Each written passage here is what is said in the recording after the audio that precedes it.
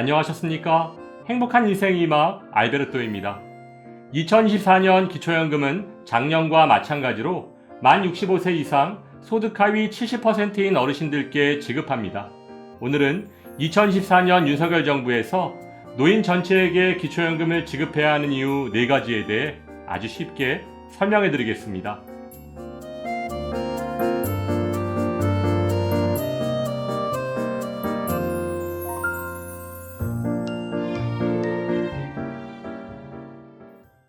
본격적인 설명에 앞서 2014년 새롭게 변경된 기초연금은 신청인과 배우자의 소득과 재산, 그리고 부채까지 모두 반영한 소득 인정액이 단독가구 213만원, 부부가구 340만 8천원 이하면 단독가구 33만 4,810원, 부부가구 53만 5,696원까지 받으실 수 있는데요. 이는 2013년 대비 3.6% 인상된 금액이지만 기초연금 수급 대상 소득 하위 70%는 그대로 유지됩니다. 기초연금을 노인 전체에게 지급해야 하는 이유 첫 번째는 소득 인정액 계산의 불평등입니다. 현재 소득 인정액 계산 방법으로 기초연금 수급 대상을 선정한다면 젊어서 열심히 일하고 저축해서 안정적인 노후를 위해 연금에 가입한 분들께는 기초연금 수급이 그렇게 만만치는 않습니다. 그 이유는 기초연금의 수급 자격을 결정하는 소득 인정액 계산 시 부동산을 소유한 사람은 시가 기준이 아닌 시가 표준액, 즉 공시가를 기준으로 소득 인정액에 반영되고 있고, 심지어 전년도 공시가 기준으로 실제 50% 정도의 기본 공제 효과가 있습니다. 또한 노후를 위해 점포나 오피스텔 등을 소유하고 임대소득을 받고 계신 분들도 임대사업자 등록 여부와 상관없이 점포임대 41.5%, 주택임대 42.6%의 필요경비를 공제받고 있습니다. 여기에 아직 일을 하고 계신 어르신들의 근로소득에는 기본공제 110만원에 추가공제 30%까지 부부 각각 공제받을 수 있습니다. 그런데 왜 젊어서 열심히 일해서 번 돈으로 저축한 재산인 금융재산, 즉 정기예금, 정기적금, 주식, 보험 등에는 기본공제가 달랑 2천만원 밖에 되지 않는 걸까요?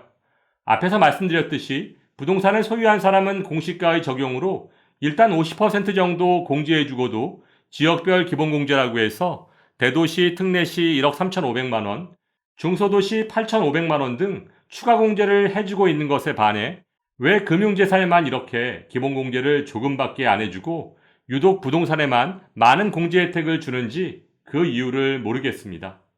그런데 연금소득을 얘기하자면 더욱 어이가 없습니다.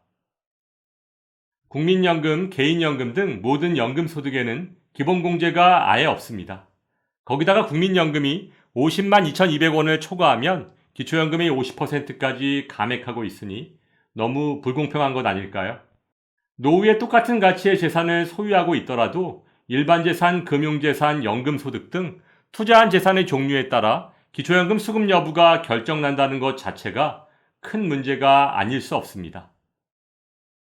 기초연금을 노인 전체에게 지급해야 하는 이유 두 번째는 기초연금 수급자 선정을 위해 투입되는 행정비용 때문입니다.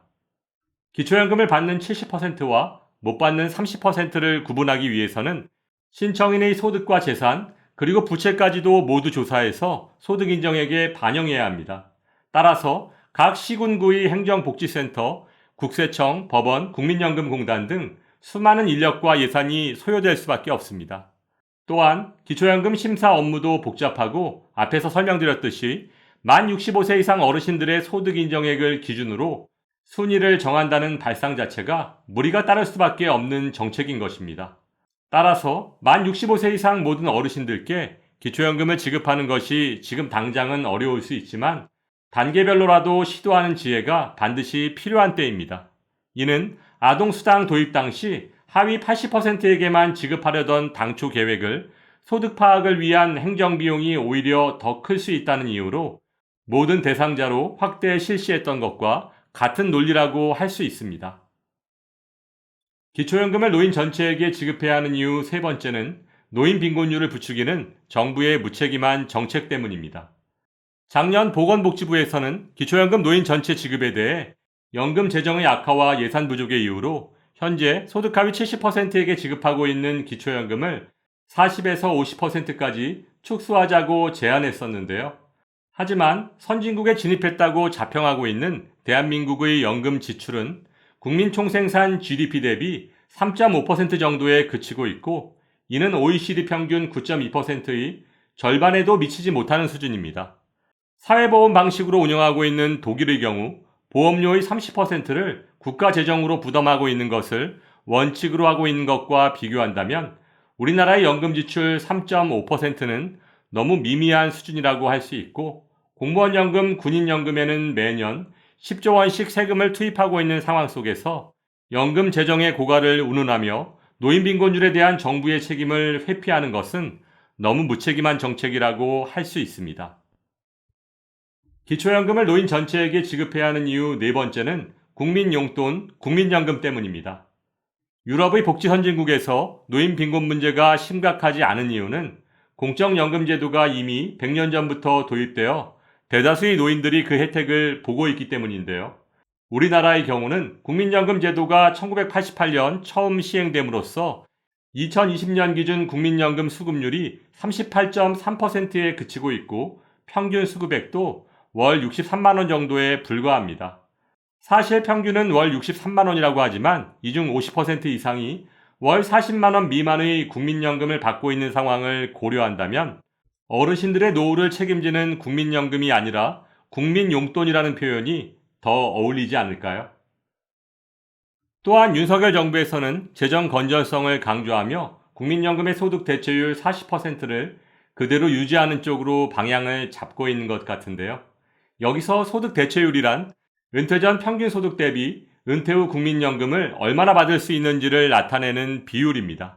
따라서 은퇴 전 평균 소득이 300만 원이었다면 은퇴 후 40%인 120만 원 정도를 받을 수 있다는 것이지만, 여기에는 가입기간이라는 꼼수가 숨어 있습니다. 소득 대체율은 20세에서 60세까지 40년간 국민연금에 가입했을 때의 비율이므로 현재 우리나라의 국민연금 평균 가입기간이 20년을 조금 넘은 것을 감안한다면 소득 대체율도 그 절반인 20% 정도밖에 되지 않는다는 것입니다. 따라서 1988년 이후 아직 40년도 되지 않은 국민연금을 가지고 소득 대체율을 운운하며 어르신들을 기망하는 정책은 반드시 시정되어야 할 것입니다. 오늘 말씀드린 것처럼 기초연금은 노후 생활 안정을 위한 노인수당이자 사회수당입니다.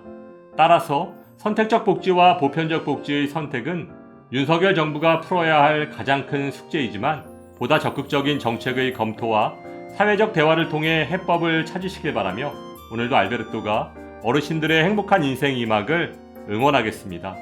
행복한 하루 되세요.